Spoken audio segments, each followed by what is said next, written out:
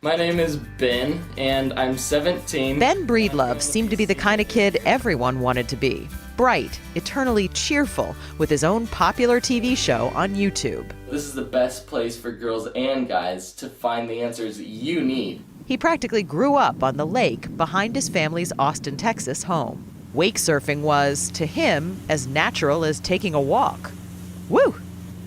But Ben was also born with a condition called hypertrophic cardiomyopathy, a thickening of the heart muscle that can cause high blood pressure and sudden cardiac arrest. At various times in his life, Ben's heart did fail, but for him, it seemed those near-death episodes were always, somehow, a reason to smile. At age 4, Ben almost died during a violent seizure. But when he woke up in the hospital, he saw something he could barely describe to his parents, Sean and Deanne. We were being wheeled down a hallway, and he commented to me that there was this white light above him. And he even said it was a pitch white light. It's right above me. Do you see it? And I said, no. Well, and it was significant because the hallway that they were being wheeled down, there were no lights on in that hallway. Ben recovered, but the vision stayed with him. As the years passed, Ben's life looked pretty much like any other kid's. On bad days, his heart would act up and he'd have to take it easy. And on good days, he'd do things not for the faint of heart. He had this adventurous spirit, and you didn't hold him back. Well, that you know of. But Ben Breedlove was always mindful of the fact that his days might well be numbered. In December 2011, while changing classes at Austin's Westlake High, Ben suddenly collapsed on a bench in cardiac arrest.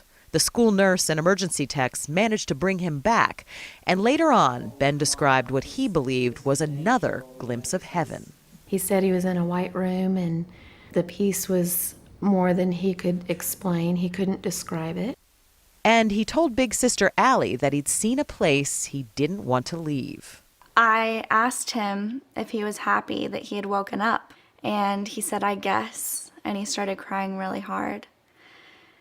And that was really difficult for me to hear as his sister. You know, there are some people who say, oh, these visions can be explained by medicine. That wasn't heaven. That's just what happens when your heart stops. What would you say?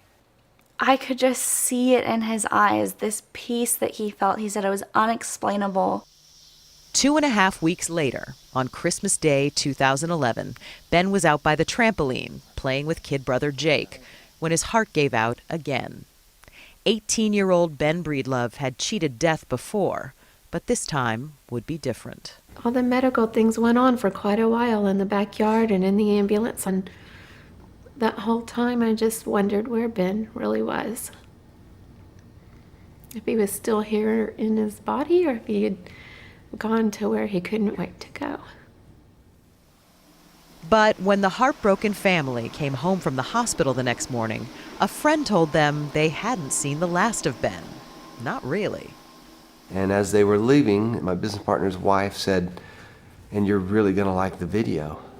And we said, what video? A few days before he died, Ben had made this. It was his story, told without a single spoken word, about his struggles in this life and his vision of the next. As we watched that video, our son was smiling big, he was alive. Almost like he was giving us a message. But the message wasn't just for them, and within a few days, it caught the world's attention. All around the world with a video he posted on YouTube. A rising star on YouTube will gather this afternoon at his funeral in Austin. Ben Breedlove was just 18, but left behind a For millions, Ben Breedlove's vision of something beyond death seemed to be just what they were longing to hear. Within hours, people started posting their own videos with their own messages of inspiration and hope. YouTube says that as of this morning, Ben's video has been viewed more than 12 million times. Allie Breedlove, who wrote about her brother in a new book, says she's only been able to bring herself to watch the video a couple of times. The only reason that I'm able to cope with missing him every day is because I believe that he is more alive now than he's ever been.